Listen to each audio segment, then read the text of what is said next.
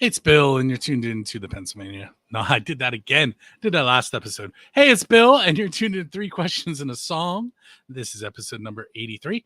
It's the podcast where the title says it all, except it doesn't because I change the rules all the time. 3 questions is not what's going to happen. We'll see how many we hit this time. With me tonight are Tim, Eric, and Chris of Shattered. What's up, gentlemen? What's going on? What's going on? Hey, what's up? That's a recent faux pas that I keep doing. I'm on episode 633, I think is the next PA Rock show. And this is 83. So I've been doing that one for a while. For some reason, it's stuck in my head right now. So,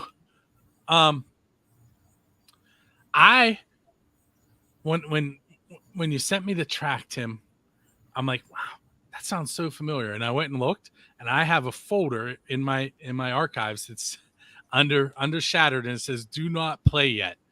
Guess what? Guess what's in it? Am I godless? It is. And it was We dated. were just waiting on word from God. Now we got that. Now you can play. It was September something of 2021 is what the date is on the folder. I think we recorded that in September of 2019, actually. It's been a while. This is the first song that we wrote with Chris. Yeah, it was. Yep. We'll get into that in a little bit, though. I got to hit you with some oddball questions. Okay. All right. So first, as a musician, where's the best pizza you've had because you are a musician? Wow. Best pizza we've had since because we were a musician. So maybe it showed up at rehearsal, or you were on a way to a show, or you're on your way home from a show. I'm going to go with, I think it's called Ben Venuti's food truck at Helltown in Mount Pleasant last year when we played acoustic there. Yeah. Yeah, I think that was a pretty badass pizza. Yeah. Is it a wood fired? No, it was just a food truck. I'm not sure. It was basically they sold it by slices, and it was a huge slice. Yeah. So it was really good though. Yeah, I think I had it on my break, but yeah, I'm sure we've had pizza like given to us, or we bought pizza at other times, but like for some reason that one stands out just because it was recently. Yeah, and it was pretty bomb. Shout out to like Helltown. Not only do they have good beer, but they always get really good food trucks. So whenever we play there, it's like, bam, it's awesome. Like everything. They just get the best food trucks. There's just like an Indian food truck that they have there. Blues is awesome. That's my favorite. It's some of the best food I've ever had in my life. Not just from a food truck, but just like hands down some of the best food I've ever had. It's awesome. Yeah, see, here's the problem with the pizza question. I saw it on your face when I said it. Go ahead. Well, I mean, on the score, so I mean, like I've had so many good, slices of pizza in my day. The problem is, normally by the time I'm eating pizza, I'm already damn near blackout drunk. So, I mean, I can't remember where it came from. So it's kind of hard for me to pinpoint it, I've had some really good, pizza in Pittsburgh, that's for sure. Carson Street's got some good pizza. I can't tell you half the damn places anymore, but yeah. That one place on Carson.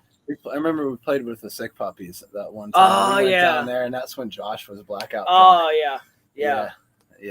You get a pizza. You get any food on East Carson Street, you're probably not going to remember it, because if you're eating that food probably 2 a.m. and you've already been through the ringer, and you're not going to remember what you ate. So anything at that point is going to be the best thing you ever ate. Absolutely. The last band I asked that question to told me the same thing, and I had to look it up afterwards. They said it's a really short name. It was like Rays or Clays or something like that. Ended with a Y and an apostrophe S. And now I can't remember what it was, but I didn't eat it. So, although I did my weekend at Rock for Life up at Island Community Park this weekend, both days I had hot ash pizza. So. Wood fired off the truck. Oh man, wood fire is where it's at. I mean, that's good. That's the best. Oh yeah. It was pepperoni Friday night, and then I decided I was going to try and avoid the heartburn when I got home, and I got the white pizza, and it didn't work. I'm just old. Although I will say, and this is not to toot my own horn, but I make a pretty good grill pizza on the grill, homemade. And I don't have to toot my own horn. Well, our own horn, my fiance and I, we make a pretty good bomb pizza on the grill. It's homemade. It's pretty awesome. I will expect that at practice next time. Son of a bitch. Ah, Now I got to deliver. I'm gonna go early with this one, and I'm sure I've asked Tim and Eric this before, but who's your Dave Grohl? This is the official build the scene question. In other words, what musician do you want to go up on stage with and perform one of their originals? That's a really as good far question. as far as local music goes, Anyone? just anyone. Who do I want to go up on stage with? Mm-hmm. Does it have to be a band that's around right now? See, I did this in the wrong order. Let me ask a different question. Hold on 1 second. Okay, you'll understand why in a second. So you're leaving one of your shows, and there's a DeLorean sitting there with its door open and a flux capacitor in the back, and you can go anywhere in time. What band are you going to go hang out with? Oh, man. See, now we have a DeLorean for Eric later. Cool. That's a damn good question there. Man, so many good bands. I love so much music. Oh, that's a tough question. now, see, I can knock both of these out here. So if I'm going to hang out with a band, if it's like, hey, we're gonna hang out, we're just gonna do what they do, it's gonna be Pantera, it's gonna be Dimebag and Vinny and those guys, because those guys knew how to party. So if I'm gonna party with a band, it's gonna be Pantera. If it comes to going up on stage with a musician, honestly, at this point, I'd have to say probably Corey Taylor of Slipknot or Stone Sour. I knew you were going to say that. I knew of course you did. See, Corey specifically has been a massive influence for me since I was a teenager, and so that Corey's still my guy. So Corey Taylor for me would be the musician I'd like to perform with. Yeah. Hold on 1 second. I'm going to alter that question specifically for Chris. And who would you want to enter this squared circle with? Oh, now see, now we're talking musician, like in general. Well, I mean, then it's got to be there's Chris Jericho, one right? Yeah, I Because was gonna say it's got to be Jericho, right? But no, it Oh, could be wrestler. I mean, Yeah, a wrestler. it probably would be Jericho simply because he's one of my wrestling idols, and he's also a musician. So I mean, to me, that would be killing two birds with one stone. So Jericho would probably be the politically correct answer. There's probably a few musicians out there personally that I don't like that I wouldn't mind getting in the ring with, but well, that's a story for another time. All right. Tim Knowles on the list. I'm getting in the ring with Tim Knoll. Ain't as good as I once was. I think to hang out with a band, just to hang out with them, to go back in time, probably Motley Crue back in the early days, because you would just get you'd be blackout drunk. You wouldn't remember any of it. Yeah. It'd be a lot of I think things. that would be the most fun to get up When I on was a stage. kid, I with. hung out with Motley Crue. What was that like? I don't know. I don't know. To get up on stage with, I'd like to say Led Zeppelin back in their prime, but I don't think I'm a good enough musician to do that. So I'd probably say Alice in Chains before when Lane was alive. That explains why I needed the DeLorean. I think mine would be to play with would probably be Tool, just because Justin Chancellor is probably like the most influential bass player for me. So you want to replace him? I don't want to replace him. I kind of just like, I don't even really want to go up there and play. I just like want to watch him like creepily, like I want to watch him sleep. Yeah. Unless they want to pet him like this. But I will say to hang out with, and this is so I don't know if you guys have checked this out, but there's a Netflix documentary out right now called On Woodstock 99. Yes, I watched that. It is insane. I literally stopped watching that for this interview, so you're welcome. If I could go back in time, I would have loved to be on stage the minute that Korn came out. It was insane. Like, and to look out and to have that kind of crowd at your hands, like, that would have been absolutely ridiculous. If I could go back in time and be on stage at any moment, it probably would have been that. Just to see that crowd at that time and been like, holy, like, shit. These people are here to see me. You know? Well, Korn, I'm just here, you know, but Yeah, I highly watched recommend that. the documentary. Last week. Yeah, it was last week. I was working on a website late at night. And I need something to keep me up. I mean, like, that was the whole concept and the idea of the show was amazing, and it just turned. I don't know what they thought was going to happen when you had those kind of bands and that many people, you know, blacked out, drunk, and doing drugs. Like, this is in December, and not letting them have water. They did, Yeah, Right. they did it in '94, 5 years before that, right? Yeah, And but it that was wasn't a- as- no, that Okay. was okay. Listen, I they need were to watch charging the $8 for a bottle of water, sold out of it, and the water fountains they figured out that they had listeria or something in the water, so they had to shut the water off. So Yeah. there was no water. yeah. Wow. It was a giant. Sorry, shit I show. ruined Like, that for you. You're probably not there yet. Spoiler. I've done enough reading on it, so I know quite a bit about it. But I'm just enjoying this documentary. So Oh yeah, that's. I mean, I'm just enjoying it too. There was that comment where they put a lot of blame on like Fred Durst for that, because when they were playing, like, he could have like dialed them back, and instead he was just like, he did the complete "Break opposite. Yeah. There's a piece like a Where do you piece put of the trust in plywood fighters? at some point that's out in Yeah. the crowd, and he's crowd surfing on the plywood. yeah. I actually watched that live at my cousin's house. There was whatever pay-per-view you could buy it on at the time, we bought it. And I just remember watching Limp Bizkit's performance and just being like, holy shit. Yeah. I wasn't a huge Limp Bizkit fan, but that was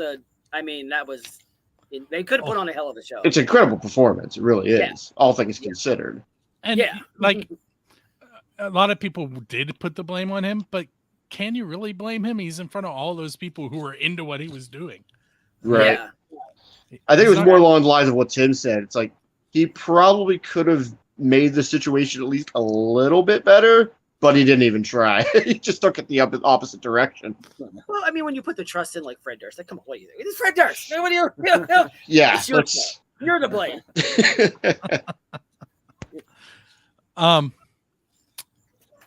Okay. If there's a catastrophic event and it wipes out almost all the humans on Earth, and it takes all but one song from every band. So there's only one song from every band in history that still exists, and there's just a handful of humans. Which shattered song should survive and help repopulate the Earth? Oh, Wow, that's a deep one. I only have two on recording, so I'm gonna have to, and I don't think either one of those two would be appropriate for rebuilding society. So I'm gonna let these guys answer this one.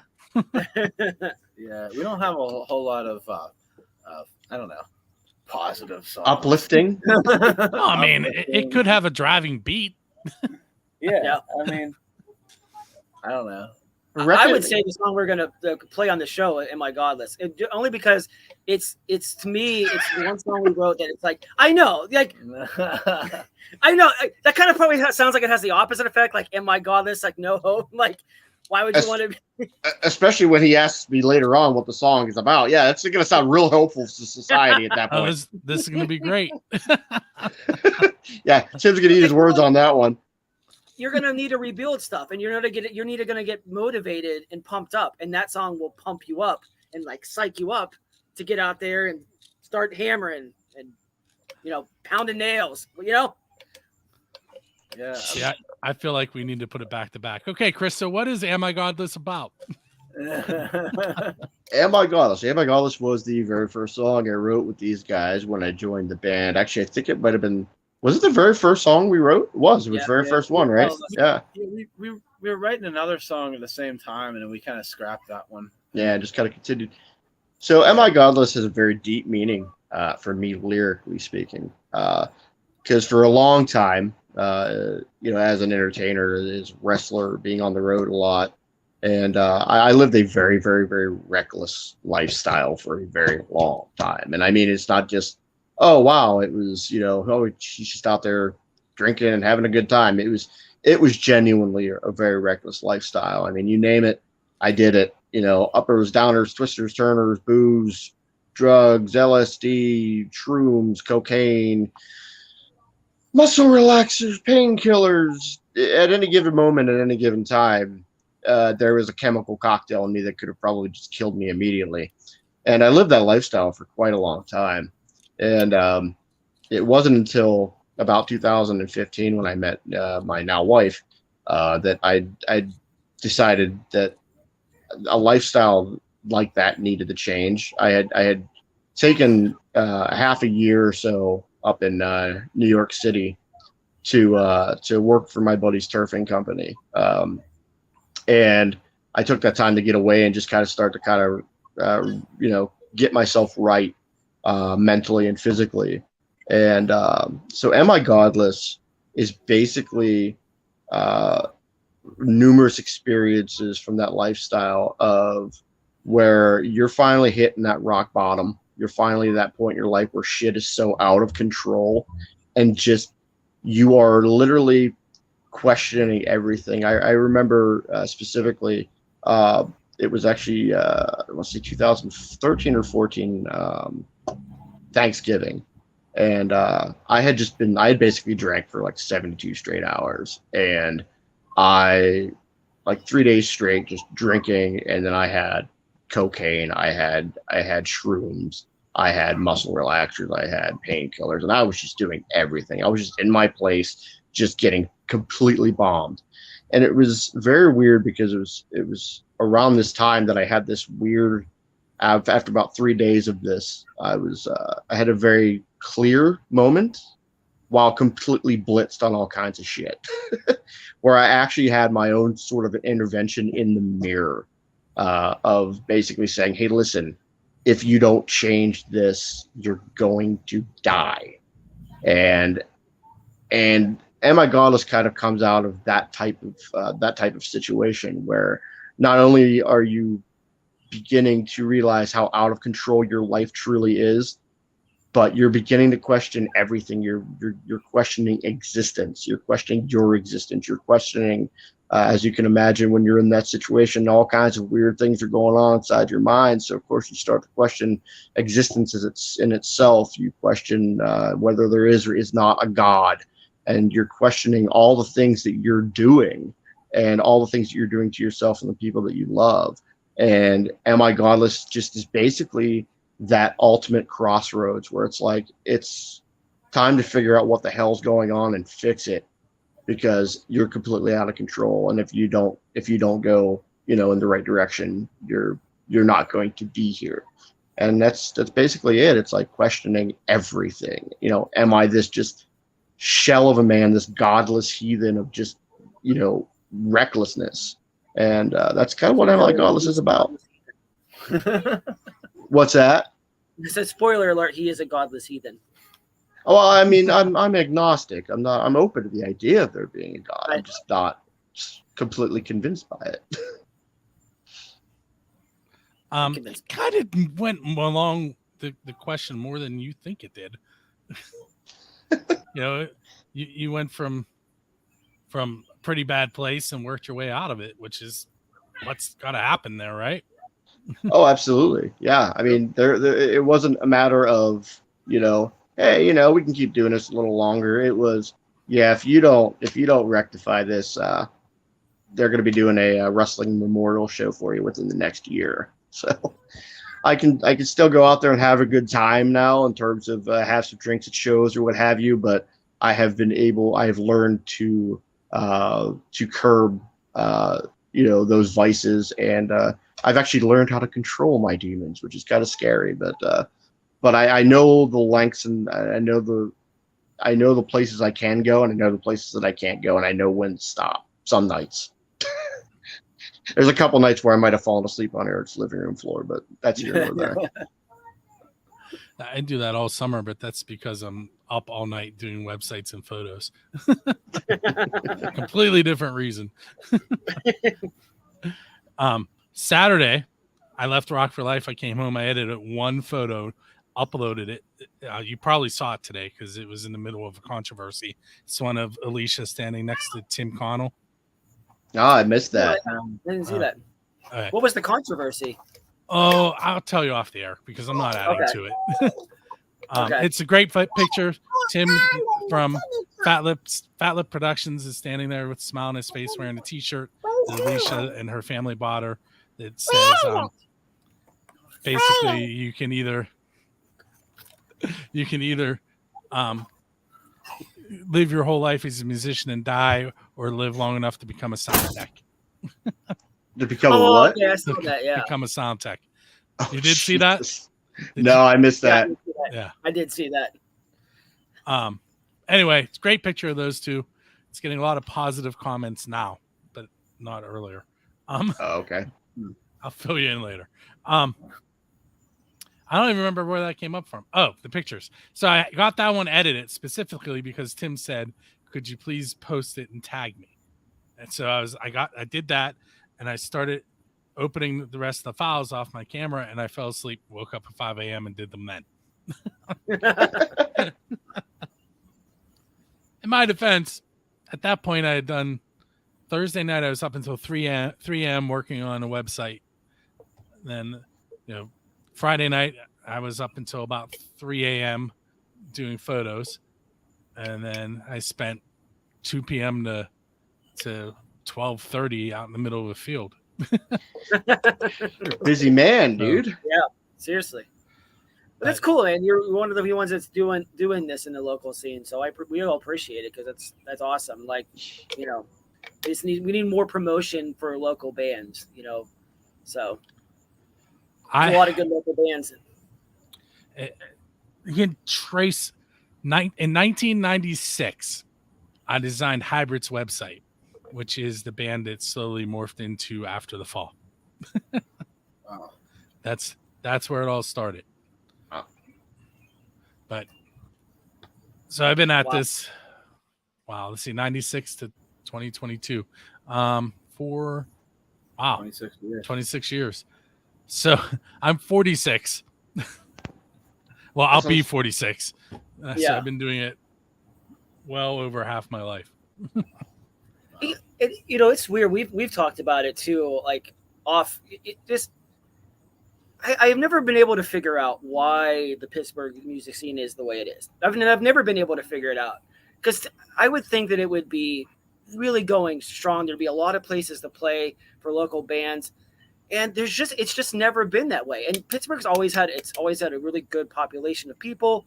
You know what I mean? It's been attracting a younger crowd now. So you would think it would kind of gravitate for that, and these people would want to hear good live music, local music, and it's just never been like that. And I've never been able to pinpoint why or figure out quite why. But part of it is there's just nowhere to play. But why? Why is there nowhere to play? Why is there nowhere venues? There's so many good bands out there, and it just doesn't seem like there's enough of those bands that really get, popular, basically. Yeah. So, Well, I'm going to go cliched here for a moment, but a lot of it is that Pittsburghers don't like to cross bridges, and there are a bazillion of them in that city. It's also They don't. True. Yeah. Yeah. Oh, so you think it's as simple as that? No. People don't want to just go out and actually do it and watch it. COVID didn't do any favors, that's for sure. No, but I think this has kind of been going on since we were in our mid-20s, early 20s. Oh, It's absolutely. never really been great. It's even lost national bands coming through because they just don't draw big crowds, And I never was able to figure out why, but it's never been like that. Like, I felt like even in 2018 when I joined you guys, I feel like we were on quite a roll for a little while. And then once COVID hit, it just just hit that wall. We haven't really been able to recover. Well, there were definitely venues that have closed and have had to scale back because of COVID. and there's like Black Forge, who had Black Forge and Black Forge 2, but now she just has Black Forge 2. And then you have weird things like what happened at I don't remember its new name, but what used to be the Rex Theater recently. We won't go into any details on that, but they're currently shut down. Yeah. Right. It's just weird. It is. And I mean, that's what's great about the Rock for Life, too, is, I mean, obviously it's a great cause, and what they do is phenomenal and amazing.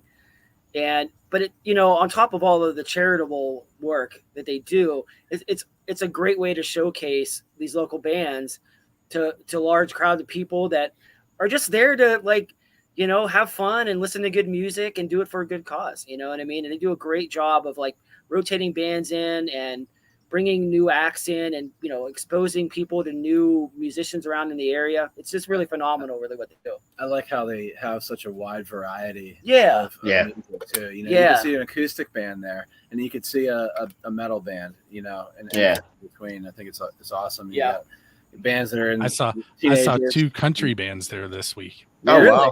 Yeah, country. One of them was Terry Lee Spencer. I don't know if he counts. Hey, God. I mean, he's playing country. He actually played a double set. He played half country and then played some of his old rock stuff and then came back to country. That's cool. That's awesome. Cool. Yeah. He was in that morphing from hybrid to After the Fall. He was in there doing Super Zero. Okay. Yeah, Rock for Life's kind of like our own little mini local Woodstock. It's such a good time. It really is. Yeah, it really kind of is if you think about it. You got 2 days of awesome music, and just everybody there, from fans to bands to the staff to the people that started it, Matt and Summer and John Lane and those folks.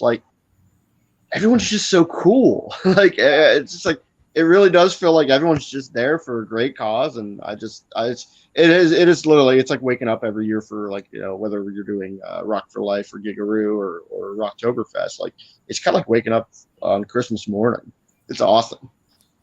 There was Matt. It's funny that you use that phrase, because I typed that Friday morning of Gigaroo and asked if you go back and look at my timeline, it says, "Is it Christmas morning?" I feel like it's Right. Christmas morning. That's what it feels like, because it's just such a good time and everyone's there for the right reasons. And I mean, I'm sure there's been occasional things here and there that have happened, but I mean, I've always had an amazing time. Never had a problem with anybody, and it's just wonderful. I can't say enough about it.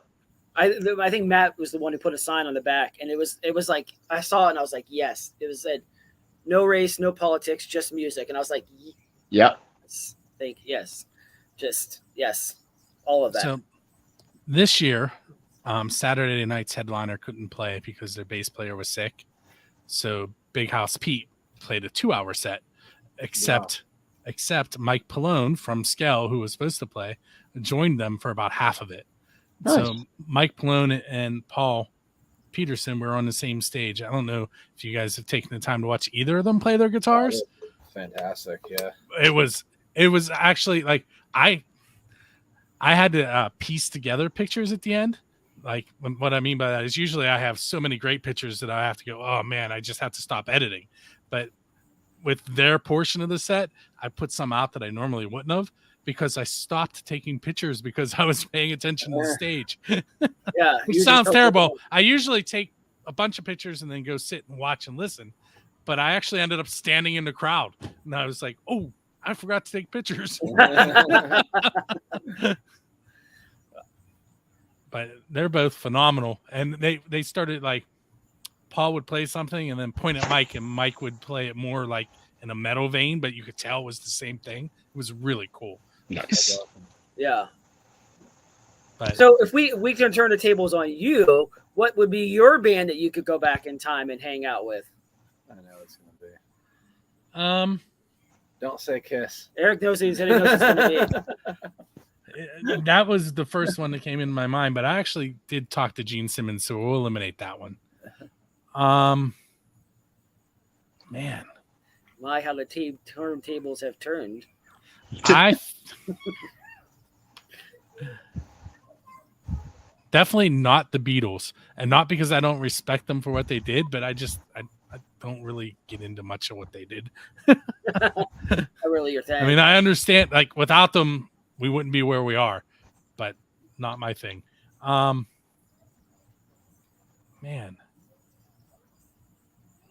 maybe Aerosmith. I think that would be That's cool. before they were featured on their own song with Run DMC. Before Run DMC. Yeah. And not, I've said this on one of my shows before. Aerosmith was on their way out. Run DMC saved them there. Oh yeah. And Yeah, they definitely reignited the popularity for sure. And I love Aerosmith. And now I'm going to say something that's going to sound like I don't. Worst concert I ever went to was an Aerosmith concert. But, what happened? well, I've told it on the show, so I'll do a quick version. They were dual headlining with Kiss, and they were alternating each night who the headliner was, but they were playing the same length of sets. So you have Kiss with their flames and their breathing fire and spitting blood and throwing swords, and then Aerosmith came out on a set that looked like Bourbon Street and was playing their Honky on Bobo songs, and it was a bad mix. And then I think Steven Tyler must have been sick because Joe Perry was singing a lot of the leads, and they cut it really short. They might have played 40 minutes that night. Oh wow! And I was just like, what happened? Yeah. Jeez. Wow. But I would 100% go see them again Yeah. because I know what they're capable of. Yeah.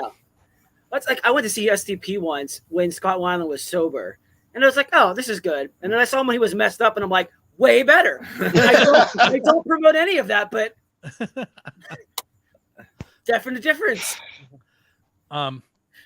This might be. Are you guys familiar with the band Cage? Yeah. Yeah. Yeah, we played Right. with them a couple times back in the day. Yeah. Did you play with them with Wally or with Brian? With Wally. Singer? Okay. With Wally, So Brian was the singer before Wally. And he met Scott Weiland at the airport. And he's like, Bill, you're not going to believe it. He was drinking milk while sitting at the bar.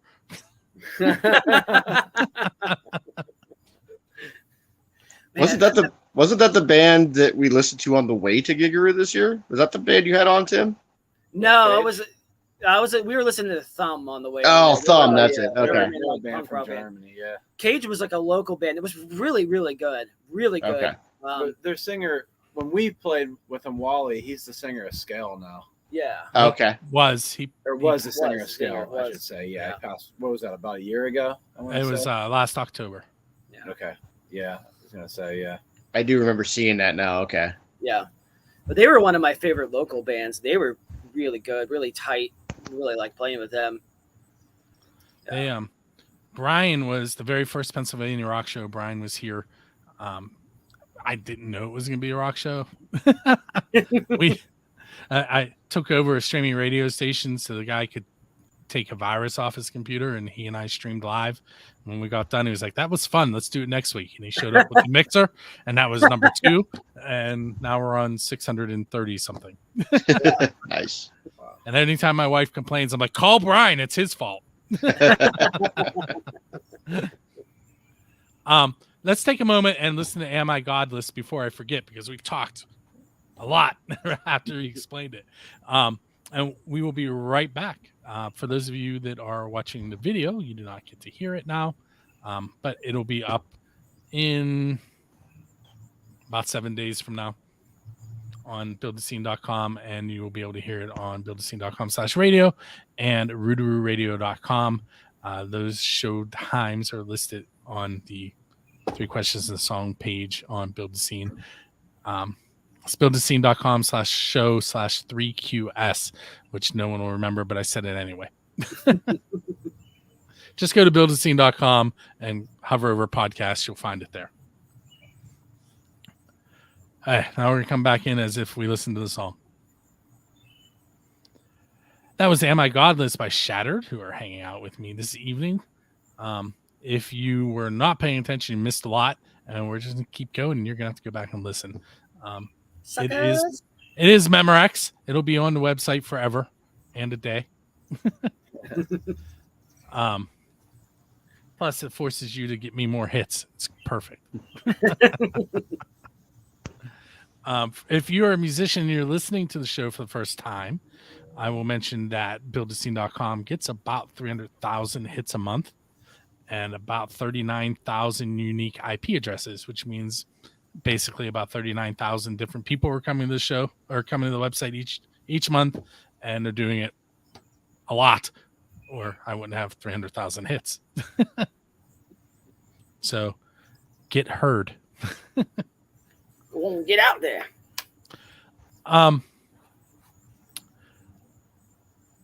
This could be I want to hear about an embarrassing moment that's happened on stage for you guys, but you can't tell me about something that you did. You have to tell me something somebody else in the band did, whether they're here tonight or not. All right, you know what? I'm gonna hop on this real quick, and this goes back to the night before Gigaroo. And Tim, I'm gonna put you on the spot. All right, so we got. No. This is the most embarrassing thing. Oh no! You did it. You did it to me. All right. I deserve to tell this story. Where am I pointing at? Where am I pointing at? There's my camera. You know exactly what you did to me, you son of a bitch. So here we are. He's going into promo mode. Give him a moment. Right, with the Wicked Googly the night before Gigaroo, right? All right. Now I'm standing there. We're in the middle of a song. All right. And all of a sudden, your nostrils curl up a little bit, right? Like, what is that? What is that? Thank you. What just died up here right now? So I look behind me. Now, this stage is not very big, so Tim is directly behind me, right? And I look back, and Tim just looks at me, and he just goes, "So sorry." You crop dusting son of a bitch, you. And he just, it was, I won't say it's necessarily, it might be a little embarrassing for him now, but that happened to him, but it happened to me because I had to eat that on stage while trying to perform. There's a lot of different ways I performed. I've been under a lot of different conditions performing. That might have been the hardest I've ever had to hold it together. I don't know what you ate, but it died in you. My bad. I still carry that guilt with me to this day. Did anyone come up to you after the show and ask about it? No, I questioned him about it, but I think I might have been. I don't know if I was the only one that noticed it or not, but I mean, it was like he was just like basically dry humping me and then just crop dusting at the same time. That's how close we were. My bad. That's why we love you, Tim. You're good. Moments like that. I try to think of an embarrassing story I remember. I mean, I know all of my embarrassing stories that I've had, and there are plenty of them. A couple years ago at Gigaroo Rock for Life or something, you were like standing over on my side of the stage because you were usually on the other side. You ran over to my side of the stage and you're just going at it, rocking out. Meanwhile, no sound at all, and his cable for his bass is like dangling behind him, like not even plugged into the amp. This has become what's the most embarrassing moment somebody might have had on stage to just a Tim roast. It's just become roasting Tim. There was one time way back, this is years ago, we were playing Cafe Supreme, and I was really, really, really drunk.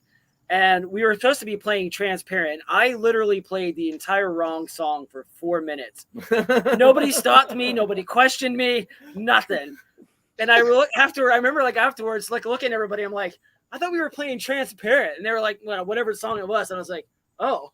Like nobody said anything to me. Everybody just played it cool. Like nothing was going on.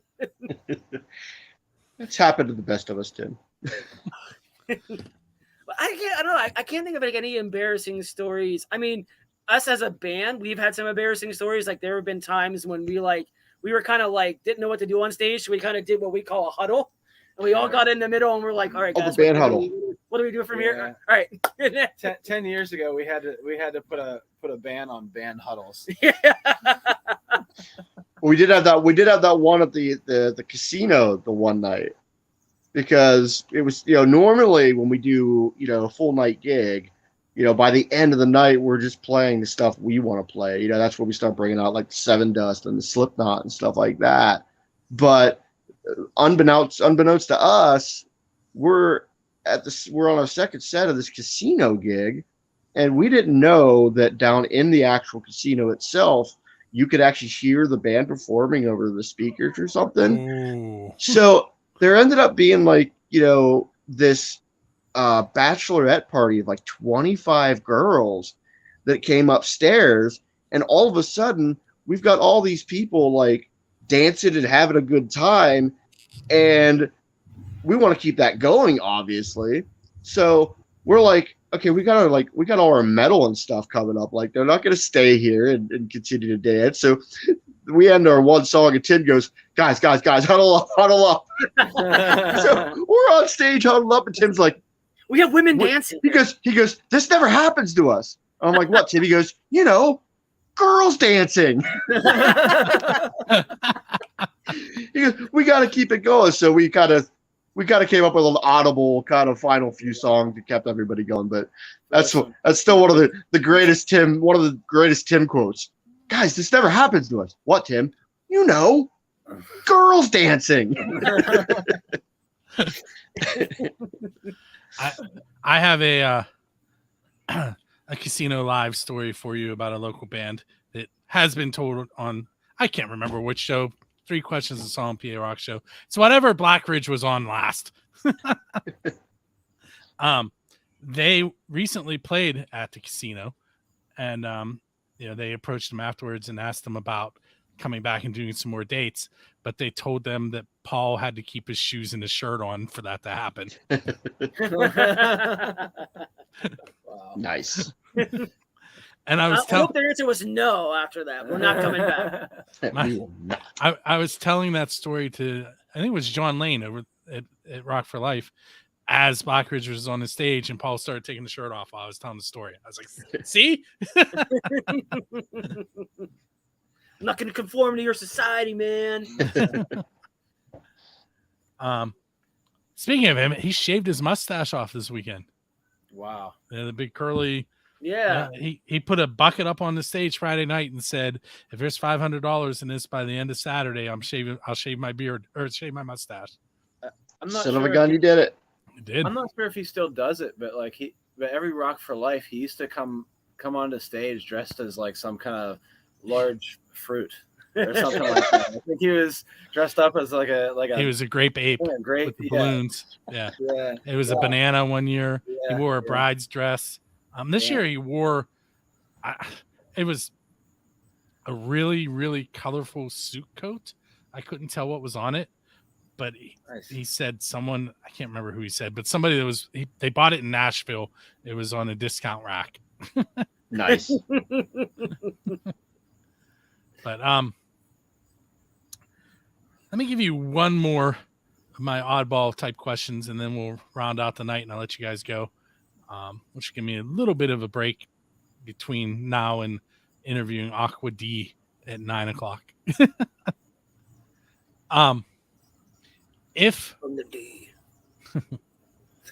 Which coincidentally, Matthew Morton that I asked you about earlier used to be in Aqua D, except they were called Aqua Dimension then. But anyway,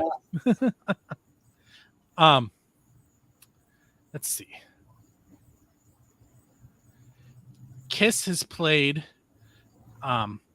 in the ocean to sharks. They were on the back of a boat and there was a white shark touring company baiting the area, so there were sharks out there. And Metallica has played in Antarctica. What non-traditional place would you like to play? Egypt. Pyramids. Pyramids of the Geek. That was Pyramids of quick Giza. too. Like Awesome he was like, answer. That's- it's I like love he that was answer. he was thinking about this for a while. Like he had that right It's like away. we did Yeah. his homework and listened to some shows. It's like I heard him ask this one. I have always had and love an obsession with ancient Egypt, and to me, it's just one of the most fascinating places on earth. So if you told me, hey, you could do one show anywhere in the world, like that'd be it. Pyramids. Maybe you're in front of the Sphinx or something. Mine is pretty basic. It's nothing unusual, but if I had a choice of anywhere I could play in the world, I would play a show at Red Rock Amphitheater one day. That is the most beautiful concert venue I've been there, and it's amazing. I would perform there. If I could give it a choice, I would perform there. Is that Colorado? Yeah. Mhm. Yeah, okay, that's what I thought. Yeah. Yep. Yeah, it's funny because I was actually talking to my coworker that used to live out there today about Red Rocks, about that she's been there. Yeah. That would probably be the one place that I would like to attend a concert at. Yeah. But I might actually second Chris with the pyramids there. That's a damn good answer. Yeah, it'd be it. That's always been like, I don't know, if I ever had that like goofy like music dream of doing like a concert in front of like a whole bunch of people, be right there. Tim, you better get your passport. Well, and back to the Red Rock. I have a funny story about that. So when I was there, I wanted to see Red Rock. I wanted to go to see the Red Rock Amphitheater. I just wanted to see a show there. And so the weekend I was there, I'm like, I don't care who's playing. I'm just gonna go. So I went and I bought tickets to. I've never heard of them at that time. Deadmau5. Have you ever heard of Deadmau5? Yeah. DJ Deadmau5. Yeah. Never heard of him before that. I was like, who the heck is Damaus? Dema. I don't know. Yeah. I was like, who the heck is that? Screw it. I'm going to buy tickets. Bill and I went. And we get there, and I'm like, what did I just get myself into? Like, everybody's like tripping balls. Did you man. get your glow sticks? I'm like, I'm the oldest one there. I'm like, what is, and this giant mouse head comes out. And I'm like, what is going on, man? But it was awesome. I was at the venue. I got to see it, but I'd love to go back and see it for like a band that I really like into. But it was an experience to see that. So you were the only one not tripping, and you thought you were tripping. Oh, you could have gotten high just from sitting there. Like you didn't have to like partake in it. So what you're telling us is you got really high. If Bork's not listening yet. All right. So last two questions. The first one, I'm going to cheat and put at least one of them up on the screen. But where can you guys be found online? Well, if I'm reading this correctly, it's www.facebook.com/Shattered Rocks. We're also on Spotify, and we actually now have our own Spotify. A funny story is before we used to share a Spotify with another band called Shattered, which is very death metal. So we would have people like check us out on there and be like, are you guys that band? Like, we're like, no. But they're very they're an eco-friendly death metal band. Yeah, eco-friendly death metal band. They're a death metal band and that supports climate change. So, They drive a Prius. They do. They drive a Prius. So, but we have our own Spotify now. We've got that rectified. So now you can find us on Spotify as well as Facebook. And lastly, what do you guys have coming up?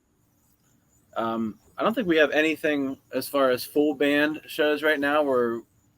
We recently wrote about 5 new songs, and we're going to go record them pretty soon. I think we played almost all of them at Gigaroo last month.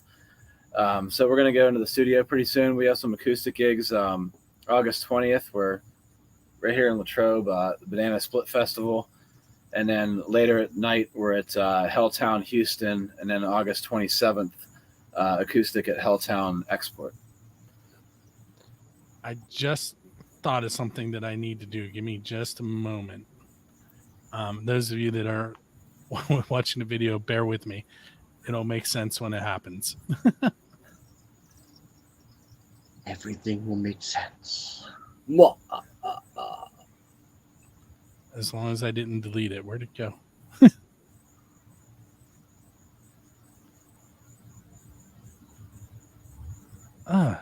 can't believe I did that. I love that like Ev's in that little corner there, the picture of him. So he's like with us Yeah. in spirit. He is. He is. He's just been strumming his guitar the whole time. Yeah. He hasn't said a word. Come on. Yeah, he's so stuck up. Hold on, I think I. You can see a side gluteus maximus of mine there too. You can see my side butt profile. It's a little side boob too. There it is. That's my bicep, Tim. You perv. Levert.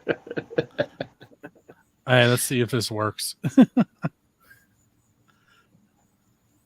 Here we go. Can you see it? Hi, there he is. So this is this month's Artistic Platforms magazine, and in this section that it's the whole magazine is about First Angel Media. So they did like mini magazines, and on the left there is Wally from Skell. That was my cover page of what would have been my magazine, and then the very first page that they start talking about me, it's a picture of Chris with his Fozzie shirt. Oh, shucks. Look at that guy. Look at that handsome feller. Look at that handsome fellow, all sweaty and damp. Ladies, he's taken. I am a married man, ladies. Don't let my dampness turn you on too hard. Oof. I'm so moist up there. It gets really hot. That stage is hot. I was so glad that we were on at 8 o'clock this year because, oh my goodness, it was still warm, but it wasn't nearly as bad as like the 6 p.m. or 7 p.m. slots. Those slots are tough. Yeah. Back in the day, I used to go up there and take pictures of the crowd over everybody's shoulders. And now I run up there, I hold in my button, my shutter button, and let it take like 20 quick pictures of the drummer, and then I leave. And out I go. I am not cut out for that anymore. That stage is positioned that perfect spot on a nice sunny day where if you're at like the 4, 5, 6, 7 o'clock spot, that sun is just there. Yeah. Hey guys, I want to thank you for hanging out with me Absolutely. Thank you. Absolutely. Yeah, thanks for having us. and hang out for one moment. Those of you that are watching the video, whether it's live or you're watching it later, make sure you go to buildascene.com. There are, I don't even know how many episodes available there at this point, but if you hover over podcast, the Pennsylvania Rock Show is there. 3 Questions and a Song is listed there. Friendly Fire is listed there, which you can watch the videos from those, but those are actually live events on XRP radio. The Build a Scene radio station is now front and center. You'll find it right first thing is when you go to the website, which is 24 hour, 7 days a week, 365 days of unsigned and independent music. So go listen to it. With that said, I will catch you on the 1st with Matthew Morton. We're going to play one of his solo songs. We're also going to play a Merrick Strings song as long as they are both finished by then. And we'll catch you next time.